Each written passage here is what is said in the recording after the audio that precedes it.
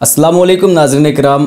उस ज़ात के नाम से जिसका पसंदीदा मज़हब इस्लाम है और जिसने हमें मुस्लिम का खिताब इनायत फरमाकर एहसान अज़ीम फरमाया। काश उसने दाढ़ी वाले मुसलमान कहकर खिताब फरमाया होता तो बात ही कुछ और होती।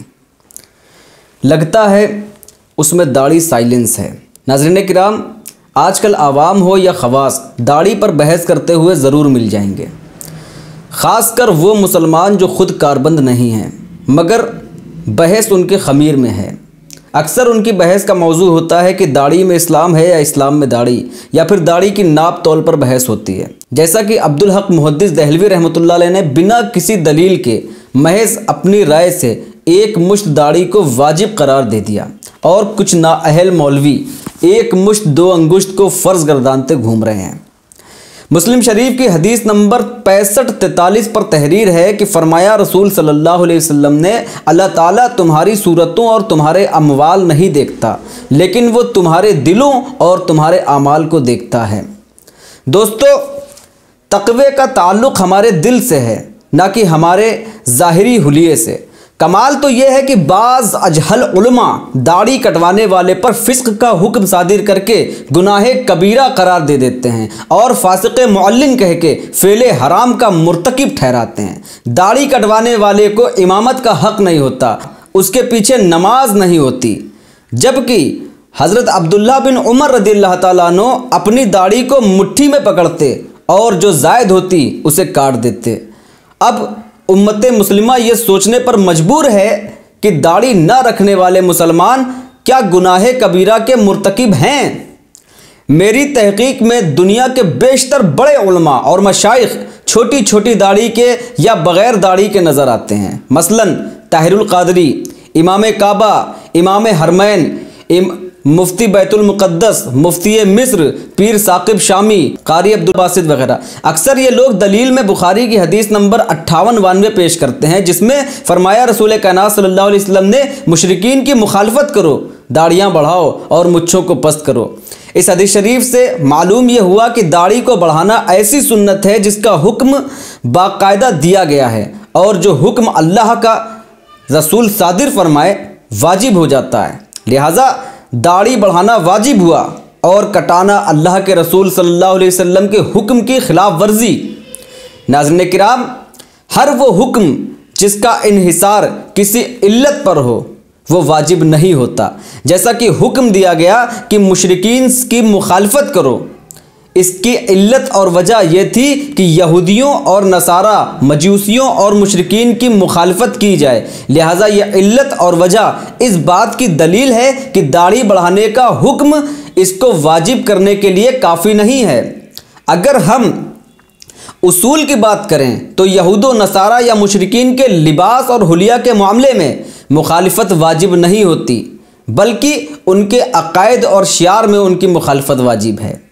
जैसा कि बुखारी की हदीस नंबर 3462 में फरमाया रसूल कायनात सल्लल्लाहु अलैहि वसल्लम ने, यहूदो नसारा खिजाब नहीं लगाते, तुम लोग इसके मुखालिफ तरीक़ा इख्तियार करो, यानी खिजाब लगाया करो। अब समझने की बात यह है कि इस हदीस शरीफ में भी यहूदो नसारा की मुखालफत का फरमान है और ये हुक्म बाकायदा दिया गया है, तो इसे वाजिब हो जाना चाहिए था। मगर किसी भी साहिबे इल्म ने खिजाब लगाने को वाजिब करार नहीं दिया, बल्कि इस हदीस शरीफ की मुखालफत में बरेली के खान साहब अहकाम शरीयत में लिखते हैं कि वस्मा हो या तस्मा खिजाब नहीं लगा सकते। चलिए मुस्लिम शरीफ की हदीस नंबर 2551 पर भी नज़र डालते चलें। फरमाया नबी करीम सल्लल्लाहु अलैहि वसल्लम ने, हमारे रोज़े और अहले किताब के रोज़े के दरमियान फ़र्क सहरी खाने का है। मतलब ये कि अहले किताब की मुशाबियत से बचने के लिए सहरी खाने का हुक्म है। इसके बावजूद सहरी वाजिब नहीं बल्कि मुस्तहब है। फिर दाढ़ी बढ़ाना वाजिब कैसे? नाज़रीन मोहतरम, अब अगर दाढ़ी बढ़ाने और यहूदो नसारा और मुशरिकीन की मुखालफत का हुक्म वाजिब होता तो दौरे हाजिर में दाढ़ी मुंडाना या बिल्कुल छोटी छोटी रखना ही वाजिब होता, क्योंकि इस दौर में तो यहूदी, नसारा, मजूसी, मुशरिकीन, दहशत गर्द और शिद्दत पसंद अनासिर ने भी दाढ़ियाँ बढ़ा रखी हैं। तो मालूम यह हुआ कि दाढ़ी को बढ़ाना वाजिब नहीं बल्कि मुस्तहब है और इसका ताल्लुक़ सुनन जायद यानी हुजूर सल्लल्लाहु अलैहि वसल्लम की मुबारक आदात और हुलिये से है और इसको तर्क करना कोई गुनाह नहीं। इसकी ताईद में मुस्लिम शरीफ की हदीस नंबर 605 देखते हैं। हज़रत आयशा सलामुल्लाह अलैहा का इरशाद गिरामी है कि फरमाया रसूल खुदा सल्लल्लाहु अलैहि वसल्लम ने 10 चीज़ें फितरत में से हैं। मुच्छे कतरवाना, दाढ़ी बढ़ाना, मिसवाक करना, नाक में पानी चढ़ाना, नाखून तराशना, उंगलियों के जोड़ों को धोना, बगल के बाल उखाड़ना, ज़ेरे नाफ बाल मुंडाना, पानी से इस्तंजा करना। गौर तलब बात यह है कि दाढ़ी बढ़ाने का शुमार भी इन तमाम चीज़ों की मानिंद फितरत में से ही है। अब अगर इस हदीस मुक़द्दसा के एतबार से दाढ़ी बढ़ाना वाजिब होता तो वो 9 भी वाजिब होती जिन्हें हम मुस्तहब जानते हैं। इस एतबार से दाढ़ी ना भी रखी जाए तो कोई गुनाह नहीं। नाज़रीन किराम, पूरे कुरान में दाढ़ी का सिर्फ एक जगह जिक्र मिलता है। सूरे ताहा की आयत नंबर 94 में हज़रत हारून अलैहिस्सलाम कहते हैं, अये मेरे जाए भाई, मेरी दाढ़ी ना पकड़ और सर के बाल ना खींच, बाज ना अहल। सूरे निसा की आयत नंबर 119 का हवाला देते हुए नहीं थकते, जिसमें है कि शैतान ने कहा था कि मैं इंसान को ऐसे गुमराह करूंगा कि वो अल्लाह की बनाई हुई तख्लीक को बिगाड़ देंगे। अब अगर वो दाढ़ी को मुंडाता है तो वो फितरत और अल्लाह के तख्लीक की मुखालिफत करता है, इसलिए दाढ़ी फ़र्ज है। इस लिहाज से सर के बाल, मुँह, ज़ेरे नाफ और ख़तना भी तो दाढ़ी की तरह अल्लाह की तख्लीक है। इनको काटना भी अल्लाह की तख्लीक को बिगाड़ना है।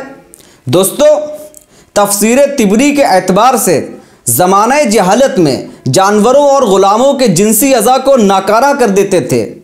यह था अल्लाह की तख्लीक को बदलना।